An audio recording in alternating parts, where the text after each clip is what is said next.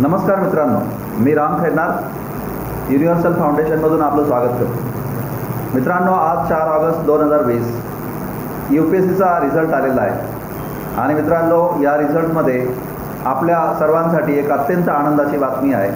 ती म्हणजे स्वप्नील जगन्नाथ पवार आपल्या क्लासचा युनिव्हर्सल फाउंडेशनचा एक एंटरप्राइझिंग स्टुडंट UPSCच्या परीक्षेमध्ये म्हणजे आपल्या या वर्षाच्या रिझल्टमध्ये 635व्या रँकने उत्तीर्ण झालेला आहे. मित्रांनो, ही आपल्या सगळ्यांसाठी अतिशय अभिमानाची आनंदाची गोष्ट आहे. मित्रांनो, आज स्वप्नील आपल्याबरोबर आहे. स्वप्नील आपल्याला त्या सगळ्या यशाची सिक्रेट जे आहे ते शेअर करणार आहे. आणि मित्रांनो, सगळ्यांना आपल्याला कुतूहल असतं की UPSCमध्ये जे विद्यार्थी यशस्वी होतात त्यांच्या यशाचं सिक्रेट जे आहे ती जाणून घेण्याच्याबद्दल सगळ्यांमध्ये कमालीची उत्सुकता असते. त्या विद्यार्थ्यांनी नेमकं असं काय केलं होतं की त्यामुळे त्यांना हे यश संपादन करता आलं. कदाचित काही वेळा असंही वाटतं की हे विद्यार्थी जे आहेत ते काही अचाट असतात का, काहीतरी हिमॅनसारखे ते असतात का, त्यांच्यामध्ये असं काही वेगळं असतं का की ज्यामुळे ते यशस्वी होतात. मित्रांनो, आज आपण स्वप्नीलबरोबर त्या सगळ्या विषयांवर त्या गोष्टी जाणून घेऊ की ज्या सक्सेस मिळवण्यासाठी त्यांनी केल्या असतील आणि कदाचित तुमच्या मनात जर काही गैरसमज असतील ते पण त्याच्यामुळे दूर व्हायला मदत होईल. तर मित्रांनो, मी सगळ्यात प्रथम स्वप्नीलचं अभिनंदन करतो आणि त्याने जे यश संपादन केलेलं आहे त्याच्यासाठी मला असं वाटतं की यापेक्षा मोठी गोष्ट जी आहे नाशिककरांसाठी आज या कोरोनाच्या पार्श्वभूमीवर जिथे निराशा पसरलेली आहे, मला वाटतं की आनंदाची दुसरी कुठली गोष्ट जिथं असू शकत नाही. तर मी स्वप्नीलचं पुनश्च एकदा अभिनंदन करतो. स्वप्नील, तुला खूप खूप शुभेच्छा. आणि आज नाशिककरांसाठी किंवा सगळ्या तरुणांसाठी म्हणजे जे सिक्रेट जे आहेत UPSCचे म्हणजे यशस्वी होण्याचे ते मला त्या विद्यार्थ्यांबरोबर तू शेअर करावेत असं वाटतं. तर आज या परीक्षेचा निकाल आल्यावर आणि त्या निकालात यशस्वी झाल्यावर नक्कीच घरच्यांना आनंद झाला असेल, मित्रांना आनंद झाला असेल, पण ओव्हरऑल तुला काय वाटतंय? खरं तर मला खूप आनंद झाला. पण यावेळेस कोरोनामुळे परीक्षेचा रिझल्ट जरा खूप उशिराने झाला. नेहमी तो एप्रिल किंवा मेच्या आसपास होतो. त्याच्यामुळे सगळ्यांच्याच मनात एक धगधगच होती की रिझल्ट कधी येणार. आणि अचानक आज रिझल्ट आला आणि खरंच खूप आनंद होतो की पहिल्याच प्रयत्नात मी यशस्वी झालो एकदम. ओके, पहिल्याच प्रयत्नात यशस्वी होणं बऱ्याच विद्यार्थी मित्रांचं स्वप्न असतं, होय ना मित्रांनो? मग पहिल्या प्रयत्नात यशस्वी होण्यासाठी नक्कीच काहीतरी स्ट्रॅटेजी तर तू केल्या असतील. काय स्ट्रॅटेजी होत्या तुझ्या? खरं तर मी एक प्रोजेक्ट इंजिनियर म्हणून काम करतो आणि आमच्या प्रोजेक्टमध्ये एक असतं की प्रोजेक्ट हा नेहमी वेल डिफाईन असतो की किती काळात आणि किती वेळात आणि किती किमतीत प्रोजेक्ट तयार झाला पाहिजे कोणतेही पूर्ण कंपनीचा. मी ती स्ट्रॅटर्जी माझ्या एक्झामिनेशनसाठी वापरते की मला कधी एक्झाम द्यायची, कोणती एक्झाम द्यायची, माझं गोल काय आणि त्यासाठी मला काय काय करावं लागेल, हे सगळं वेल डिफाईन आहे. मित्रांनो, म्हणजे ही गोष्ट मी अगदी सुरुवातीलाच तुम्हाला सांगायला हवी होती, ती मी विसरलो. किंबहुना मी ती जाणीवपूर्वक मी ती विसरलो. स्वप्नील जगन्नाथ पवार केमिकल इंजिनिअरिंग त्यांनी केलेलं आहे आणि फॅब्स इंटरनॅशनलमध्ये तो सध्या काम करतो आहे. मित्रांनो, अगदी मुलाखतीला जाण्याच्या जस्ट 4 दिवस आधी तो बांगलादेशात काम करत होता आणि 2 मॉक इंटरव्ह्यू तर आम्ही व्हॉट्सअपवरून घेण्याचा प्रयत्न केला होता. म्हणजे एवढी अवघड परिस्थिती जी आहे तेव्हा उद्भवलेली होती. म्हणजे स्वप्नीलने म्हणजे कष्ट केलेले आहेत आणि त्याला जे यश मिळालेलं आहे ते यश असंच मिळालेलं नाही आहे. आणि मित्रांनो, त्याचं जे कुटुंब आहे ते अतिशय हलाखीच्या परिस्थितीतून आपलं आयुष्य जे आहे ते व्यतीत करत होतं. वडील जे आहे ते रिक्षा चालवत होते, भाड्याच्या घरात ते राहतात. मित्रांनो, अशा हलाखीच्या परिस्थितीमधून त्याने मिळवलेलं जे यश आहे ते आपल्यासारख्या शेकडो तरुणांना म्हणजे फार मोठी प्रेरणा देणारं आहे. तर मित्रांनो, स्वाभाविक आहे की ह्या परिस्थितीमध्ये, एवढ्या अवघड परिस्थितीमध्ये, हलाखीच्या परिस्थितीमध्ये ज्या गोष्टींनी स्वप्नीलला मोटिवेट केलं असेल त्या गोष्टी पण आपण जाणून घेणार आहोत. स्वप्नीलला मिळालेलं हे यश जे आहे मित्रांनो ते असं अचानक मिळालेलं नाही आहे. हे जे यश मिळालेलं आहे त्याच्या सुरुवातीपासूनच त्याने जी विचारसरणी स्वतःसाठी अंगीकारलेली आहे, त्याने समाजाच्या बाबत जे आपलं मत जे आहे ते धारण केलेलं आहे आणि तो त्याच्या कॉजसाठी जे त्याने डेडिकेशन दिलेलं आहे, मला असं वाटतं की त्या सगळ्यांचा जो आहे तो रिझल्ट आहे. तर मी स्वप्नीलला याबाबत पुढचा प्रश्न हा विचारेल की UPSC करण्याचा विचार जो आहे तो तुझ्या मनात कसा आला होता? सगळ्यात मोठं मोटिवेशन तर मी जेव्हा 10वीला होतो आणि पुढे 11वी-12वीला सायन्स घ्यायचं तर घरची परिस्थिती हालाकीचीच होती. तेव्हा एक मटा हेल्पलाईन ज्याच्या रूपाने मला बऱ्याच लोकांनी म्हणजे अगदी कष्टकरी कामगारापासून इतरही लोकांनी ज्यांना मी ओळखतसुद्धा नाही त्यांनी मला आर्थिक मदत केली आणि तो एक मोठं माझ्यासाठी मोटिवेशन होतं की समाज खूप चांगली गोष्ट आहे आणि ती आपल्याला नेहमी मदत करत आलं आहे. तर आपल्याला समाजाला काहीतरी देणं लागतं आणि सिव्हिल सर्व्हिसेस हे समाजाचं उद्घाटन किंवा समाजाला एक चांगली दिशा देण्यासाठी एक खूप चांगलं फील्ड आहे. म्हणून सिव्हिल सर्व्हिसेस मराठी मी ठरवलं की मला सिव्हिल सर्व्हिसेसला जायचं आहे. म्हणजे आता मित्रांनो 10वी आणि 12वीचे निकालसुद्धा लागलेले आहेत आणि या कालावधीत अनेक विद्यार्थी मित्रांना स्पर्धा परीक्षांच्या माध्यमातून तयारी करावीशी वाटते. अनेक विद्यार्थ्यांचं स्वप्न आहे की IAS व्हावं, IPS व्हावं किंवा IRS व्हावं, इंडियन फॉरेन सर्व्हिसमध्ये जावं. आणि मित्रांनो अनेक विद्यार्थी मित्रांचं हे स्वप्न असतं की त्यांनी पहिल्याच प्रयत्नात यशस्वी व्हावं आणि स्वप्नील तर आता पहिल्याच प्रयत्नात तुमच्यासमोरच यशस्वी झालेला आहे आणि तुम्ही अगदी साक्षात तुम्ही त्याचं उदाहरण जे आहे ते पाहतात. तर मी आता स्वप्नीललाच हा प्रश्न विचारेल की 10वी आणि 12वीचे विद्यार्थी जे तयारी करत आहेत आणि ज्यांनी आता हे स्वप्न ठेवलेलं आहे की स्पर्धा परीक्षेची तयारी करून IAS आणि IPS व्हावं, तर तू ह्या 10वी आणि 12वीचे जे आपले भारताचे भावी आधारस्तंभ आहेत ह्या सर्व तरुणांना कोणत्या प्रकारे म्हणजे तयारी करण्याचं सुचवशील? 10वी 12वीच्या विद्यार्थ्यांना स्पेशल मी सांगेन की तुम्ही सगळ्यात पहिले एक चांगली पदवी मिळवायला फोकस करा. कारण पदवी मिळवणं खूप गरजेचं आहे. तिथे तुमचे चांगले मार्क्स तुम्हाला सगळीकडेच हेल्प करतात. आणि दुसरं म्हणजे मेन टाईम तुम्ही एक बॅकग्राऊंड तयार करू शकता. जसं की रोजचा न्यूजपेपर वाचणं किंवा वेगवेगळी पुस्तकं वाचणं, एक रीडिंग हॅबिट डेव्हलप करणं. कारण या स्पर्धा परीक्षांसाठी वाचन ही खूप महत्त्वाची गोष्ट आहे आणि वाचन डेव्हलप करायला एक काळ द्यावा लागतो की आज वाचलं आणि उद्या लगेच वाचन डेव्हलप झालं असं होत नाही. त्याच्यामुळे तुम्ही आत्तापासूनच न्यूजपेपर वाचणं, वेगवेगळ्या टाईपचं तुम्हाला जे आवडेल ते साहित्य वाचणं महत्त्वाचं आहे असं मला वाटतं. मित्रांनो स्वाभाविक आहे की आता स्वप्नीलसाठी फॅब्स इंटरनॅशनलमध्ये एक चांगला जॉब होता केमिकल इंजिनिअरिंगच्या आधारावर.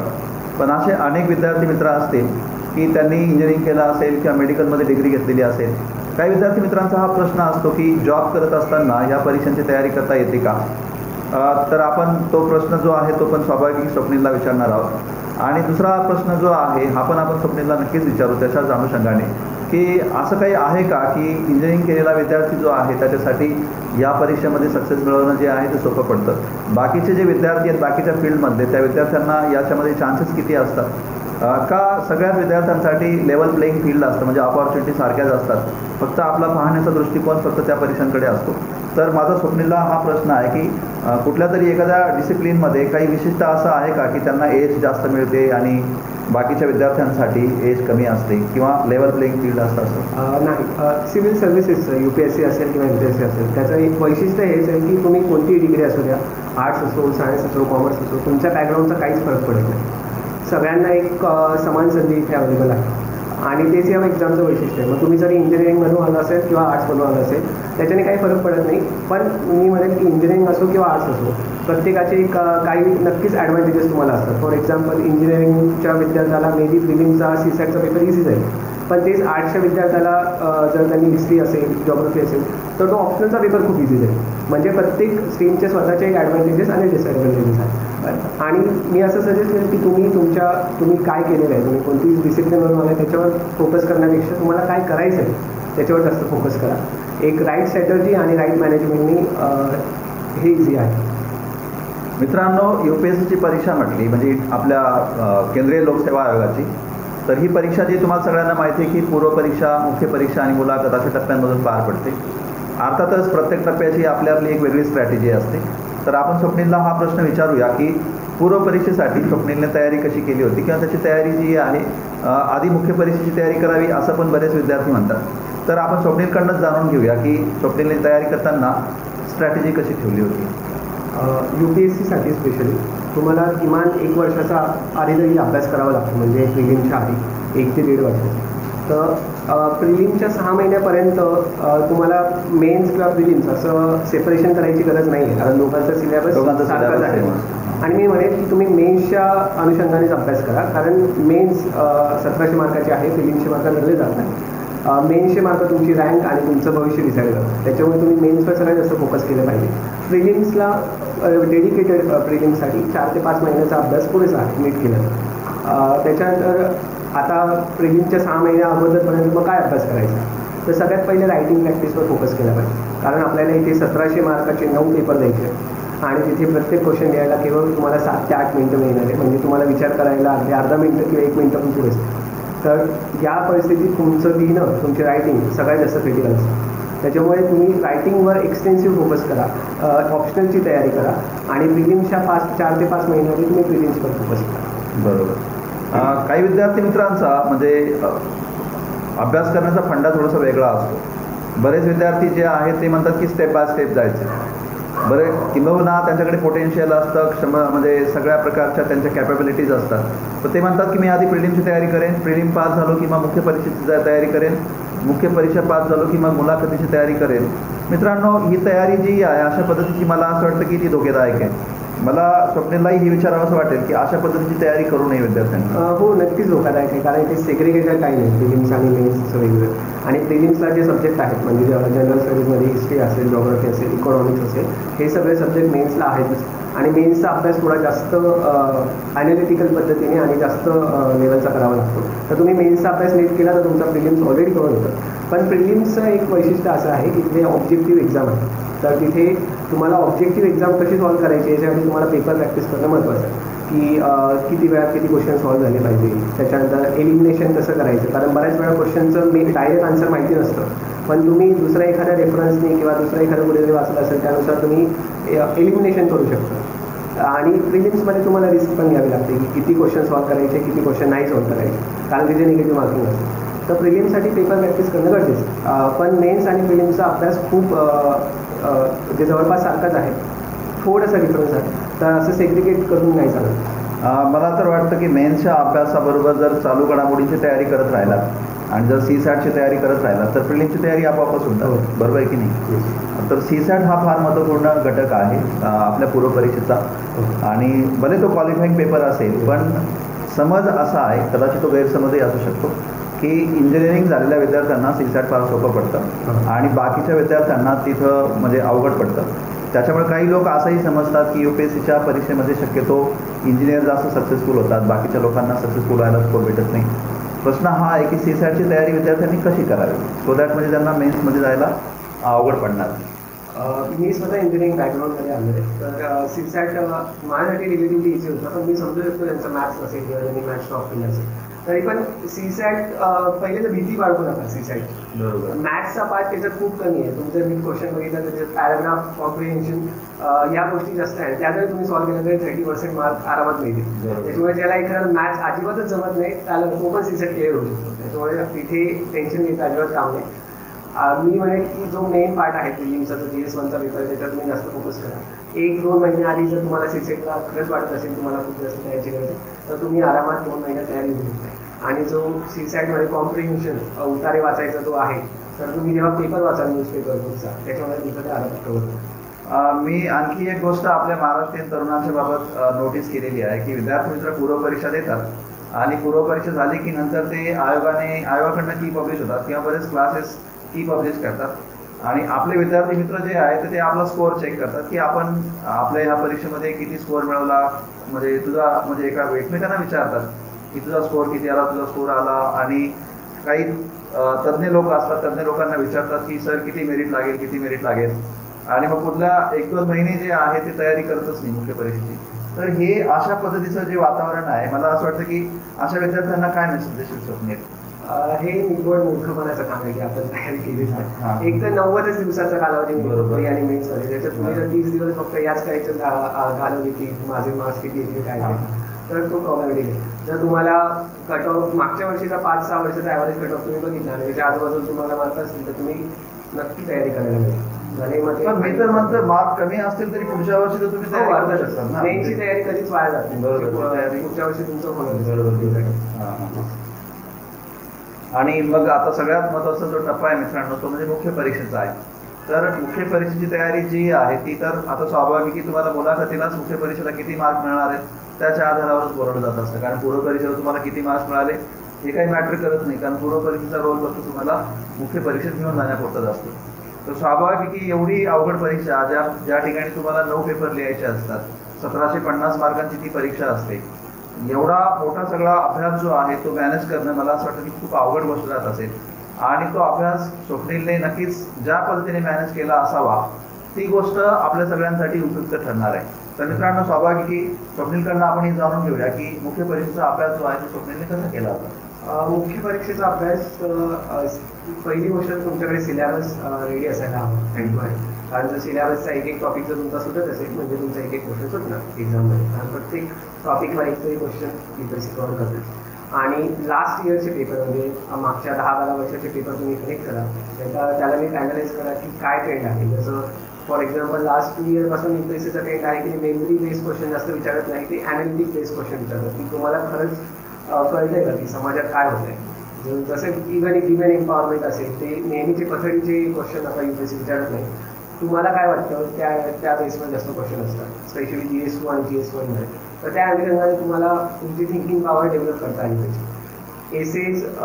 एसे हा मेन्सचा खूप मोठा पार्ट आहे. तर चांगले एसे लिहिणं थोडं डिफिकल्ट असू शकतं, पण जर तुम्ही प्रॅक्टिस केली तर ते आपोआप पुढे जाऊन येतं. आणि आय सजेस्ट की तुम्ही टॉपर्सचे आन्सर कॉपी चेक करा, त्यांनी कशा प्रकारे आन्सर्स लिहिले होते, कशा वेगळ्या पद्धतीने तुम्हाला किती जास्त इफेक्टिव्हली तुमचं म्हणणं मांडता येईल पेपरमध्ये, ते खूप जास्त महत्त्वाचं आहे मेन्ससाठी. आणि अभ्यास करणं तर शेड्यूलिंग म्हणजे एक टाइम टेबल बनवणं खूप गरजेचं आहे एका वर्षाचं. ह्या परीक्षेचं सगळ्यात जास्त मला वाटतं काय असेल तर एक मेंटल स्ट्रेस असतो की एक वर्षाचं आधी प्रिपरेशन, त्याच्यानंतर 1 वर्षाची फक्त प्रोसेस एक्झामसाठी. त्याच्यामुळे कधी कधी मेंटली ते खूप अवघड होतं की काय होणार 1 वर्ष किती अभ्यास करायचा, 2-2 वर्षाचा अभ्यासच करायचा. तर असं होऊ शकतं.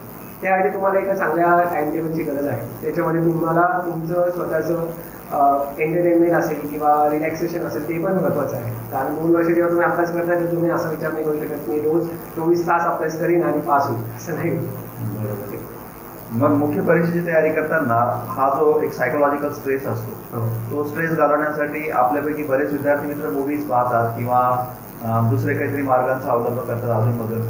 तर असं करणं गरजेचं आहे का, करावं का, किंवा तू काय मार्ग वापरले होते की त्याच्यामुळे तुला सायकोलॉजिकल स्ट्रेस तू कमी केला होता? एस्पेशली मराठी विद्यार्थ्यांचं म्हणजे जे मराठी मीडियम आले किंवा गावाकडून आले ते नेहमी अशी तक्रार करतात की त्यांचं इंग्लिश खूप वीक आहे, त्याच्यामुळे त्यांना प्रॉब्लेम होतो, कॉन्फिडन्स पण होतो. मी तुम्हाला सजेस्ट करेन की तुम्ही इंग्लिश पिक्चर बघा आणि इंग्लिश TV सिरीज बघा. पहिले सबटायटलमध्ये बघा, पण नंतर तुम्ही सबटायटल बंद करा. त्याच्याने 2 फायदे होतील. एक तर तुमचं इंग्लिश आपोआप इम्प्रूव्ह होईल, तुम्हाला काही करायची गरज नाही.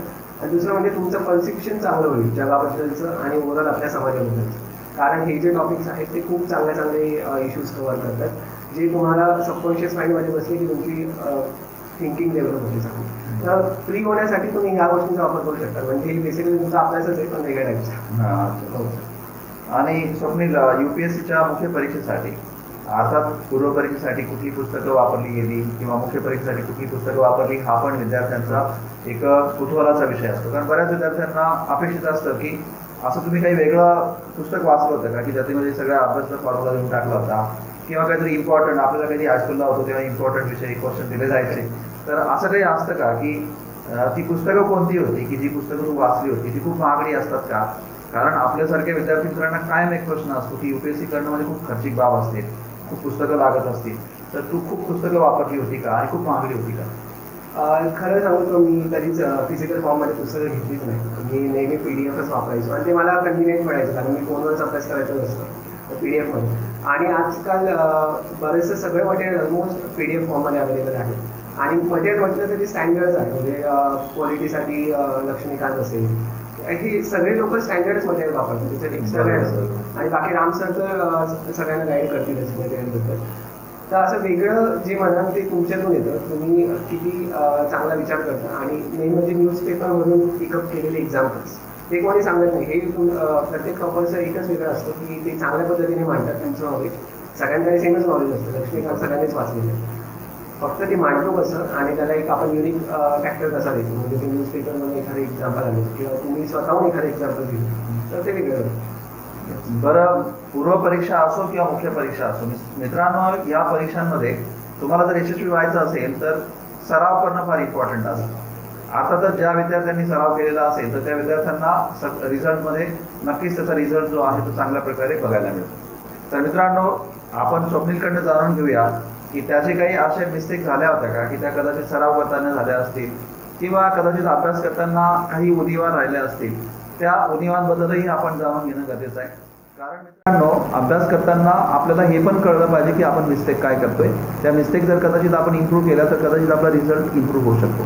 तर माझा स्वप्नीलला हाच प्रश्न आहे की त्याच्या काय काय चुका झाल्या होत्या की जाणवलं की अरे यार मी हे जर केलं असतं तर कदाचित माझा रिझल्ट आणखी बेटर राहिला असता?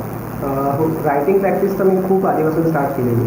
मला जेव्हा आठवतं मी जे सगळ्यात पहिले एक आन्सर लिहिलं होतं ते ऑलमोस्ट 3 पानाचं आन्सर होतं आणि त्याला काही स्ट्रक्चर पण नव्हतं. तर मी त्याच्यात स्वतःहून माझे आन्सर मी स्वतः चेक केली आणि त्याच्यात बऱ्याच चुका केल्या. जसं रिपीटिंग वर्ड्स असतील, आन्सर छोटं करायला कोणते पॉईंट लावले पाहिजे, कोणते पॉईंट टाकायला पाहिजे. तो जसं जसं तुम्ही अभ्यास करायला लागतं तसं तसं तुम्हाला आपोआप रिअलाईज व्हायला लागतं की हे अजून जास्त बेटर होईल. काही आन्सर मी रामसरांकडनं पण चेक करून घेतले होते, स्पेशली एसेस. काही चुका म्हटल्या तर ऑप्शनलचा अभ्यास मी खूप लेट सुरू केला. तर तो मी सगळ्यांना म्हणेल की तुम्ही ऑप्शनल जरा लवकर सुरू करा. आणि ऑप्शनलची रायटिंग प्रॅक्टिस मी जास्त केली नव्हती, तर तो एक इश्यू होता. तर त्या मिस्टेक्स मी इम्प्रूव्ह करेन. अच्छा, त्या अनुषंगाने एक क्वेश्चन आहे मित्रांनो, जो आता युनिव्हर्सल फाउंडेशनने यूट्यूबवर एक प्रोग्राम सुरू केलेला आहे, म्हणजे 10वी आणि 12वीच्या विद्यार्थ्यांनी स्पर्धा परीक्षेची तयारी कशी करावी. त्या अनुषंगाने अनेक विद्यार्थ्यांनी प्रश्न विचारलेले आहेत आणि इव्हन जे आता रेग्युलर विद्यार्थी जे आहेत म्हणजे पुढच्या वर्षी UPSCची परीक्षा देणार आहेत त्या विद्यार्थ्यांचा पण एक महत्त्वपूर्ण प्रश्न आहे की ऑप्शन विषय कसा निवडावा, म्हणजे ऐच्छिक विषय जो आहे तो कसा निवडावा, त्याच्यासाठी पॅरामीटर काय ठेवले पाहिजेत आणि कोणाला तरी एका विषयामध्ये खूप चांगले मार्क मिळालेत, मग तो विषय जर का मी घेतला तर मलाही तितके मार्क मिळू शकतात का, त्याची तयारी कशी सुरू करावी, कधी करावी आणि मी सराव कसा करावा, याबाबत अनेक प्रश्न जे आहेत अनेक विद्यार्थ्यांना असतात. मला असं वाटतं की सक्सेसफुल कॅन्डिडेट आपल्यासमोरच आहे. स्वप्नीलकडनं जर आपण त्या सगळ्या प्रश्नांची उत्तरं जाणून घेतली तर कदाचित याचा उपयोग जो आहे तुम्हाला मित्रांनो नक्कीच होऊ शकतो. तर स्वप्नीललाच आपण हे विचारूया. ऑप्शनलचं म्हणायला गेलं तर मी सगळ्यात पहिले केमिस्ट्री सिलेक्ट केलं होतं इनिशियल फेजमध्ये, कारण केमिस्ट्री माझ्या केमिकल इंजिनिअरिंगचे रिलेटेड टॉपिक होते. पण प्रॉब्लेम असा झाला केमिस्ट्रीसोबत की त्याचे रिसोर्सेस खूप कमी अवेलेबल होते आणि गायडन्स पण, कारण केमिस्ट्री खूप कमी लोकं घेतात. त्याच्यामुळे मला तो आणि माझ्या जॉबसोबत केमिस्ट्रीचा वास्ट सिलेबस कव्हर करणं अवघड होतं. म्हणून मी केमिस्ट्री ड्रॉप केला आणि त्याच्याची अँथ्रोपॉलॉजी सिलेक्ट केली. त्या अँथ्रोपॉलॉजी सिलेक्ट करायचं सगळ्यात महत्त्वाचं कारण होतं की त्याचा सिलेबस खूप शॉर्ट होतं. मी 3च पुस्तकं वापरले अँथ्रोपॉलॉजीची, ते 4-5 वेळा रिपीट केलं, कारण माझ्याकडे सगळ्यात प्रिशियस जे होतं ते टाईम होतं. टाईम खूप कमी होता आणि मला त्याच्यात बाकी सगळंच कव्हर करायचं. म्हणून मी अँथ्रोपॉलॉजी सिलेक्ट केलं. दुसरं म्हणजे अँथ्रोपॉलॉजीचं सिलेबस पण मला खूप इंटरेस्टिंग वाटतं. त्याच्यात कास्ट सिस्टम, इंडियन सिस्टम वगैरे वगैरे आहे. तर हे जे काही पॅरामीटर्स होते ते महत्त्वाचे होते ऑप्शनल सिलेक्ट करण्यामध्ये. ओके. आणि ऑप्शनलची तयारी करताना म्हणजे विद्यार्थ्यांनी असं काय काय केलं की त्यांना ती तयारी हेल्पफुल ठरेल? आता ऑप्शनलची तयारी तर खरं सब्जेक्टवर डिपेंड करते, तुमचा सब्जेक्ट काय आहे. आणि सपोज जिओग्राफी घेतलं तर तुम्हाला मॅथ्सची तयारी करणं क्रमप्राप्त आहे. पण अँथ्रोपॉलॉजीमध्ये सगळ्यात जास्त इथे मेन्सच्या म्हणजे GSच्या टॉपिकपेक्षा ऑप्शनलचे टॉपिक थोडे वेगळे असतात. ऑप्शनलमध्ये तुम्हाला डिग्रीपर्यंतचा सिलेबस असतो आणि ते कोर टॉपिक्स असतात, म्हणजे तिथे तुम्हाला बऱ्यापैकी लक्षात ठेवणं आणि डिटेल खूप महत्त्वाचे असतात. मेन्सच्या GSमध्ये डिटेल्स एवढे महत्त्वाचे नसतात, तुम्ही किती कवर करू शकता ते जास्त महत्त्वाचं असतं. तर हा मेन डिफरन्स आहे ऑप्शनल आणि मेन्सच्या GSच्या सिलेबस. हे खरं आहे की बऱ्याच वेळा विद्यार्थी जे आहेत आपल्या ग्रॅज्युएशनला जो विषय होता किंवा पोस्ट ग्रॅज्युएशनला जो विषय होता, विद्यार्थ्यांना असं वाटतं की आपला तो विषय जो आहे तो आपण बऱ्यापैकी अभ्यास केलेलाच आहे आणि त्यामुळे बऱ्याच वेळा विद्यार्थी तोच विषय जो आहे तो घेण्याचा प्रयत्न करतात. मात्र त्यांना 1-2 महिने अभ्यास केल्यानंतर रिअलाईज होतं की अरे यार हा विषय नव्हता घ्यायला पाहिजे, मी दुसरा कुठला तरी घ्यायला पाहिजे होतं. तर मला त्या विद्यार्थ्यांना सगळ्यांना सुचवावं असं वाटेल, मित्रांनो तुमचे 1 ते 2 महिने विनाकारण वाया जातात. त्याच्यामुळे तुम्ही ऑप्शन विषय सिलेक्ट करताना ज्युडिशियस वेने जो आहे तो सिलेक्ट करा, घाई करू नका. मला असं वाटतं की मागच्या वर्षांच्या प्रश्नपत्रिका ज्या आहेत त्या तपासून बघा. त्या प्रश्नपत्रिकांमध्ये तुम्हाला कोणत्या कोणत्या विषयांच्या बाबत जास्त प्रकारे चांगल्या प्रकारे एक्सप्रेस करता येऊ शकतं किंवा रिसोर्सेस तुम्हाला चांगले अवेलेबल होऊ शकतात. कमी वेळामध्ये तुम्ही त्याची तयारी करू शकतात. तुम्हाला कोणाच्या गाईडची गरज पडली तर तुम्हाला पटकन भेटू शकतं. मला असं वाटतं की त्या पण गोष्टी ज्या आहेत त्या तुम्ही विचारात घेतल्या पाहिजे.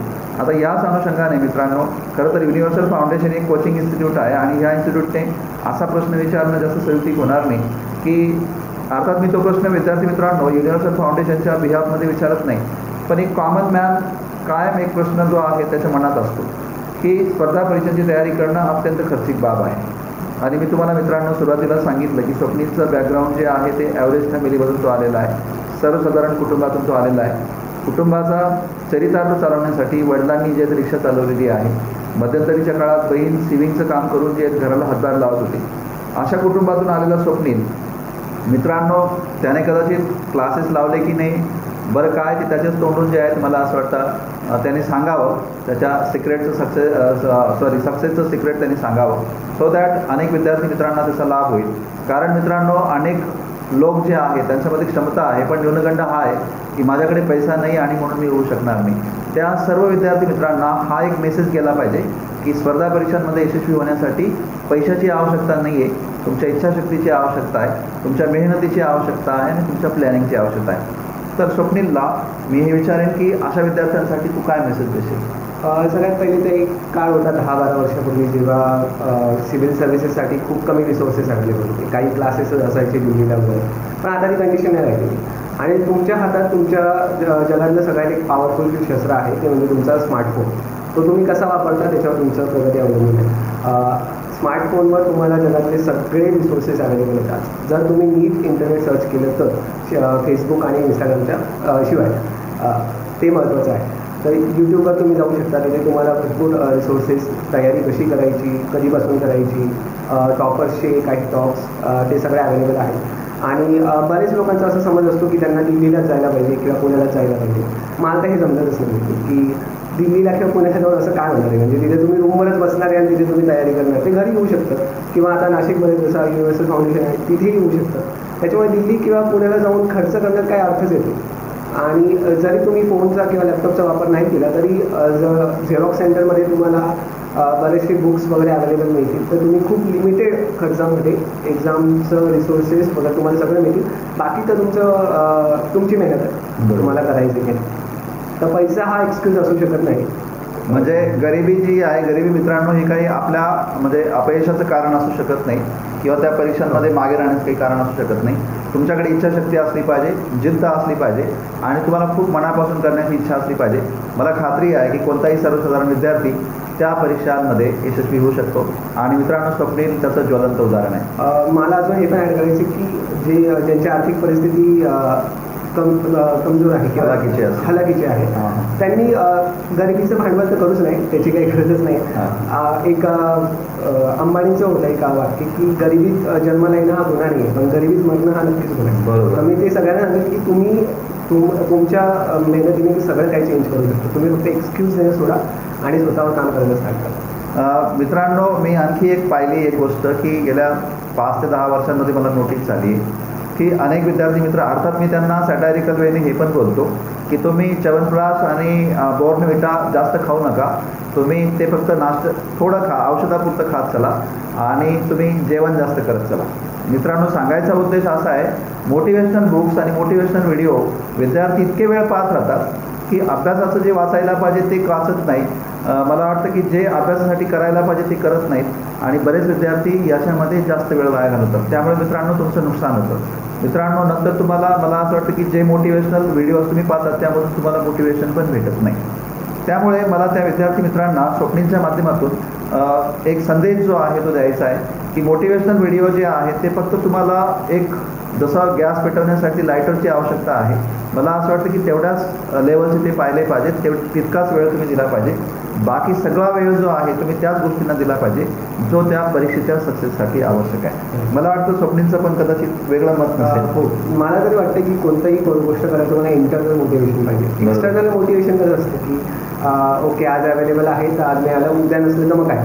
बरोबर. आणि बरेचसे मी असं ट्रेंड बघितलं की MPSC करणारे पुण्यातले बरेचसे विद्यार्थी कुठे एखाद्या IAS लेक्चर असेल किंवा त्याला बराच वेळ वाया करतो. म्हणजे तिथे तास लाईन उभं राहणं आणि त्यांचं ऐकणं. एकदा तुम्ही जर ठरलंय ना तुमचं, मग तुम्हाला 10 वेळा कोणाचे ऐकून घ्यायची गरज नाही की तुम्ही असं करा तसं करा. तुम्हाला माहिती तुम्हाला काय करायचं. बरोबर. तुम्ही ते करा. त्याच्यात म्हणजे आता रिझल्ट आला आहे, आता सगळेच IAS आणि सगळेच IPS अधिकारी आपल्या सक्सेसच्या स्टोरी सांगत राहतील. मित्रांनो, तुम्ही 10 लोकांकडनं जरी सक्सेस स्टोरी ऐकून घेतली, सगळ्यांच्या सक्सेस स्टोरीचं मला असं वाटतं की इसेन्स एकच असतो, कॉमनच असतो. त्याच्यामुळे मित्रांनो, इतकं मोटिवेशन जे आहे ते बाहेरच्या स्रोतांकडून जे आहे मला असं वाटतं की घेण्याचा प्रयत्न करू नका. मोटिवेशन आपल्या आतमध्ये शोधा, कारण तुम्ही सेल्फ मोटिवेटेड असणार तर तुम्ही सक्सेसफुल व्हाल. तुम्ही एक्सटर्नल मोटिवेशनने कधीच कुठल्याच फील्डमध्ये मित्रांनो सक्सेसफुल होऊ शकत नाही, कारण दुसऱ्याच्या ऊर्जेने तुम्ही तुमची गाडी चालवू शकत नाही, हे लक्षात ठेवा. त्यामुळे मित्रांनो, स्वप्नीलचाही मेसेज तुम्हाला हाच आहे की बी सेल्फ मोटिवेटेड. बरोबर.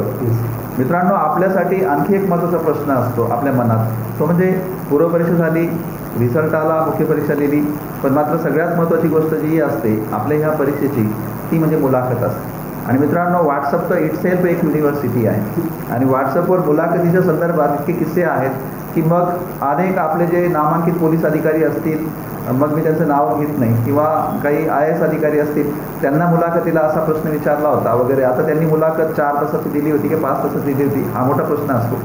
पण मित्रांनो, आहेत मजेशीर किस्से आहेत मुलाखतीच्या बद्दल.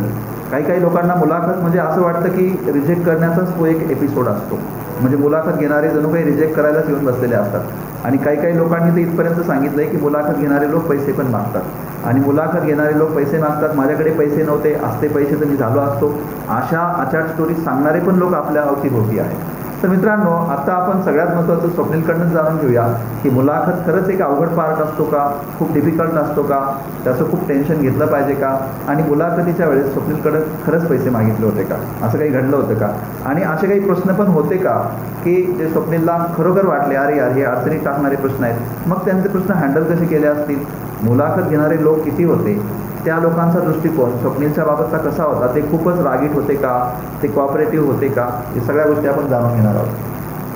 पहिल्यांदा तर माझ्याकडनं कोणी पैसे मागितले नाही. कोणता 1 रुपया होता तोही काढून घेतला. तिथे काही इव्हन घडायला सुद्धा आलं होतं. बरोबर. आणि मुलाखतीबद्दल मी पण खूप ऐकलं होतं की असे विचित्र क्वेश्चन विचारतात की अंडा पडल्यावर काय तुटेल वगैरे, तसं काही विचारतं. ते खूप चांगले लोक असतात आणि ते ऑलरेडी रिटायर्ड, खूप हाय लेवलवरून रिटायर्ड झालेली माणसं असतात, नॉलेजेबल माणसं असतात.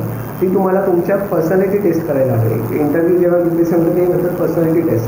तिथे तुमचं खरं नॉलेजही टेस्ट होत नाही, तिथे तुमची पर्सनॅलिटी टेस्ट होते की तुम्ही एखादी गोष्ट कशी हँडल करू शकता आणि तुमच्या विचारांची लेवल किती आहे. तर माझा इंटरव्ह्यू खरं तर खूप चांगला झालेला.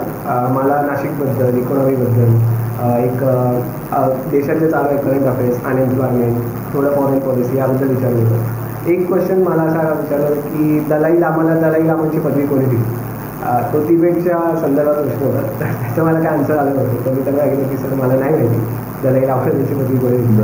तर ते हसत होते. ते पण विचारत होते की काय आहे इंडिपेंडन्स ऑफ माइंड. ते एखाद्या क्वेश्चनचं तुम्हाला आन्सर येत नसेल तर तुम्ही सरळ सांगू शकता की तुम्हाला माहिती नाही. हो मित्रांनो, म्हणजे जेव्हा मुलाखतीचा उद्देशच मित्रांनो तुमचं नॉलेज चेक करणं नसतं, कारण नॉलेज तुमचं पूर्व परीक्षेमध्ये तपासलं गेलेलं असतं, मुख्य परीक्षेमध्ये तपासलं गेलेलं असतं.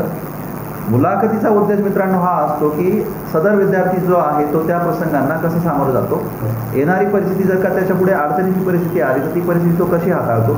आता स्वप्नीलने जर का असं टेन्शन घेतलं असतं आणि अरे यार मला दलाई लामा ही पदवी कोणी दिली आणि ते जर सांगता येत नाही टेन्शन घेतलं असतं, तर मला असं वाटतं तो विद्यार्थी जो आहे तो हा परिस्थिती सांभाळू शकत नाही असा मेसेज जातो. पण इथे स्वप्नीलने सांगितलं की मला येत नाही.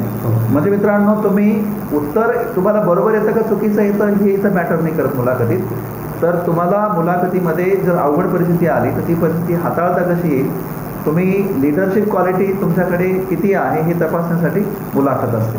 मला असं वाटतं की स्वप्नीलचं पण दुमत नसेल याच्याबद्दल. तिथे तुमचा कॉन्फिडन्स चेक करायचा मेन फॅक्टर असतो. आणि जर तुम्ही शांत राहिलात, नीट काम राहिलात तर आय थिंक इंटरव्ह्यू तुमचा चांगला होईल.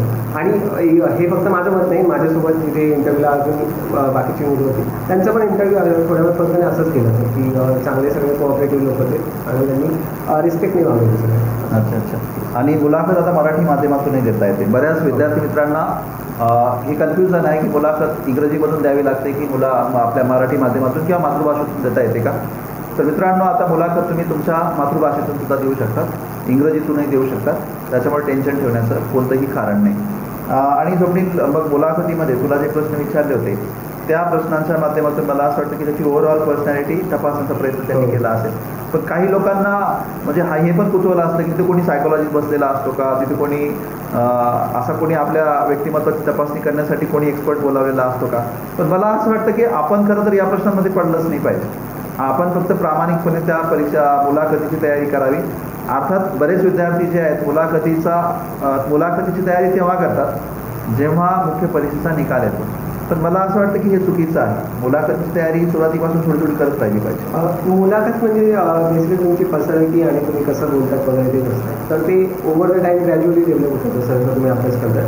तर सगळ्यात आधी तर मुलाखतीचं टेन्शन वगैरे याची गरज नाही. आणि दुसरं म्हणजे मी असा ऑब्झर्व केली की बरेचसे लोक यातच चर्चा करतात की मला पॅनल बोलता येणार आहे की कोण माझा इंटरव्ह्यू घेईल. जे फॅक्टर आपल्या हातातच नाही त्याच्याबद्दल विचार करून काय. बरोबर, जे आपल्या हातात नाही त्याच्याबद्दल विचार करण्यात काय पॉईंट आहे. त्याच्यामुळे मी जेव्हा तिथे बसलेलो होतो इंटरव्ह्यूच्या आधी तेव्हा बरेचसे लोक चर्चा करत होते मला हे आलं तर माझा इंटरव्ह्यू अवघड जाईल आणि तिथे जाऊन मग त्यांचा कॉन्फिडन्स लो झाला. बरोबर.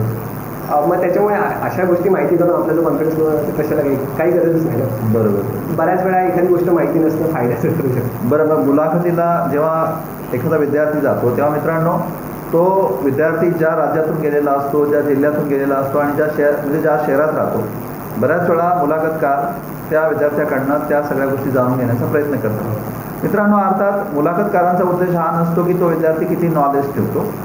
मित्रांनो, मुलाखतकारांचा उद्देश हा असतो की तो विद्यार्थी किती अवेअर असतो. अवेअर असणं आणि जागरूक असणं या दोन्ही गोष्टींमध्ये, आपलं नॉलेज असणं या दोन्ही गोष्टींमध्ये मित्रांनो फरक आहे.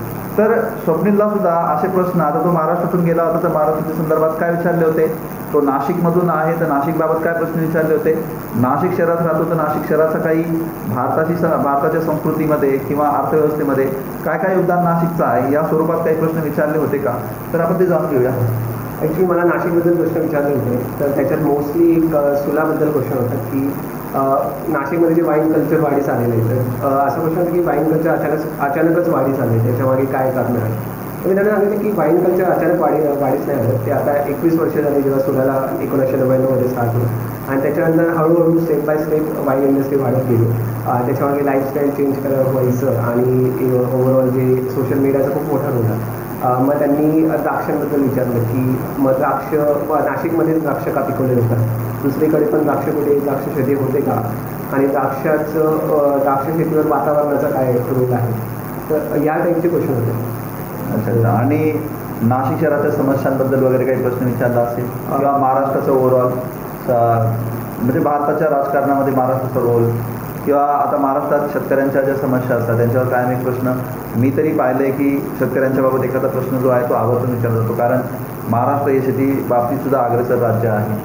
मला तसा महाराष्ट्रामध्ये क्वेश्चन विचारला नाही शेतकऱ्यांचा. माझा जो मोस्टली अर्थव्यवस्थेवर जास्त फोकस होता ओव्हरऑल भारतात, तर मग त्याच्याबद्दल जास्त क्वेश्चन. विद्यार्थी मित्रांनो, बरेच जे आपले परीक्षार्थी असतात ते जेव्हा आपल्या परीक्षेच्या तयारीच्या दरम्यान जेव्हा जॉब करत असतात आणि तर त्यांनी आपल्या त्या सगळ्या ॲप्लिकेशन फॉर्ममध्ये म्हणजे जो डिटेल्ड ॲप्लिकेशन फॉर्म जो आहे ज्याला आपण DAF म्हणतो त्याच्यामध्ये जर मेन्शन केलेलं असेल की आपण जॉब करतो आहे, तर बऱ्याच वेळा त्या विद्यार्थ्यांना त्या जॉबच्या रिलेटेड प्रश्नसुद्धा विचारले जात असतात. अर्थात जाणून घेण्याचा प्रयत्न हा असतो की तो विद्यार्थी त्या ठिकाणी सिन्सिअरली काम करतो किंवा नाही.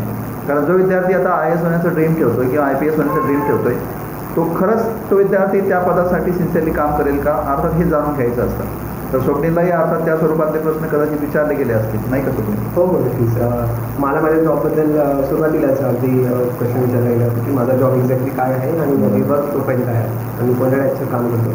दुसरं हॉबीजवरनं बरीच क्वेश्चन विचारले. माझी हॉबी होती की मला नवीन लॉन्च झालेले स्मार्टफोन किंवा गॅजेट्स त्याच्याबद्दल इन्फॉर्मेशन घ्यायला आवडतं.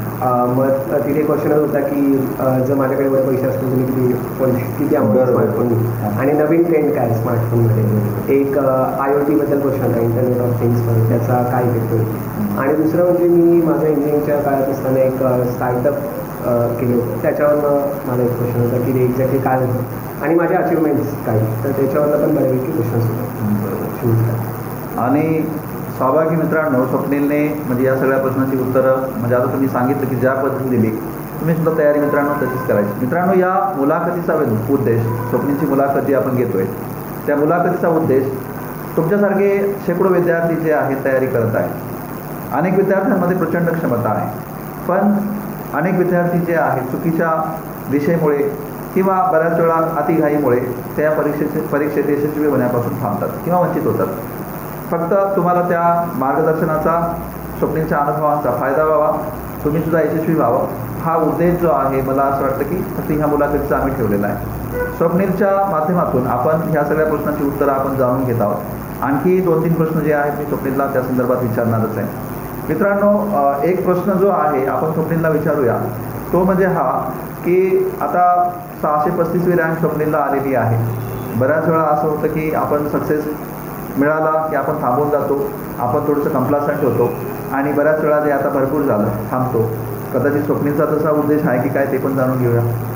नाही, माझं ड्रीम इंडियन फॉरेन सर्व्हिस आहे. माझं dream is to become a diplomat, की भारताला आंतरराष्ट्रीय स्तरावर रिप्रेझेंट करणं हे माझं खूप मोठं स्वप्न आहे. तर मी परत एकदा या एक्झामसाठी ट्राय करणार. स्वप्नीलला इंडियन फॉरेन सर्व्हिसमध्ये जायचं आहे खरं तर, पण ह्या रिझल्टमध्ये स्वप्नीलला कदाचित ती इंडियन फॉरेन सर्व्हिसची पोस्ट जी आहे ती मिळणार नाही. स्वाभाविक मित्रांनो, स्वप्नील जो आहे तो पुढच्या वर्षी पुन्हा तयारी करणार आहे. अर्थातच आता स्वप्नील पुढच्या वर्षी जर तयारी करणार असेल तर त्याने नक्कीच काहीतरी स्ट्रॅटेजी जी आहे त्यासाठी डेव्हलप केलेली असेल. मला असं वाटतं की ती स्ट्रॅटेजी जी आहे ती आपण स्वप्नीलकडनं जाणून घेऊया.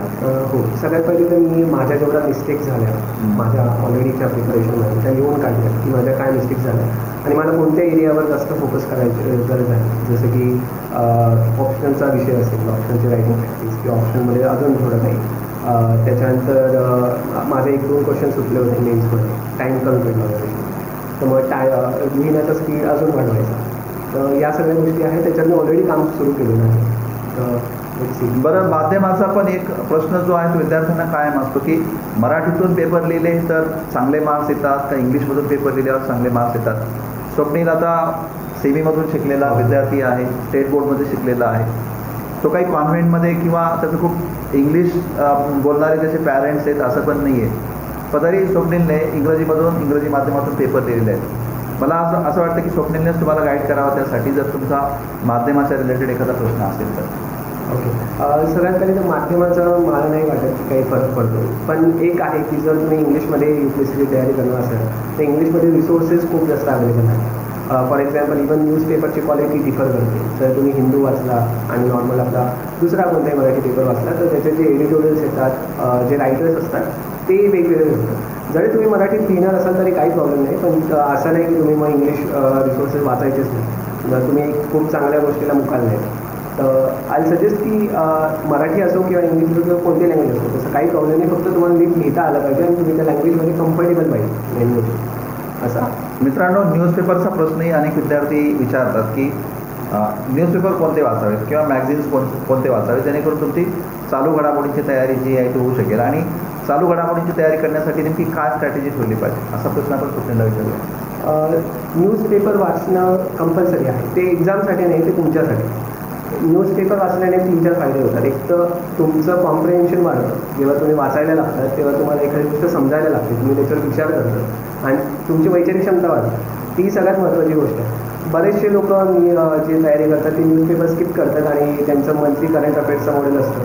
पण ते कसं आहे, तुम्हाला डायरेक्ट चमच्यामध्ये भरून कोणतं जेवण देतात असं झालं. मग तुम्हाला त्याच्यावर विचार नाही करावा लागेल की हां न्यूज आलेली सगळं वाचून. तसं नको. तुम्ही न्यूजपेपर स्वतःसाठी वाचा, एक्झामच्या पॉईंट ऑफ व्ह्यूमध्ये नाही. बरेच लोक काय करतात की वही घेऊन बसतात आणि पूर्ण न्यूजपेपरला 3 तास नाही 1 नोट्स काढतील. तसंही करू नका.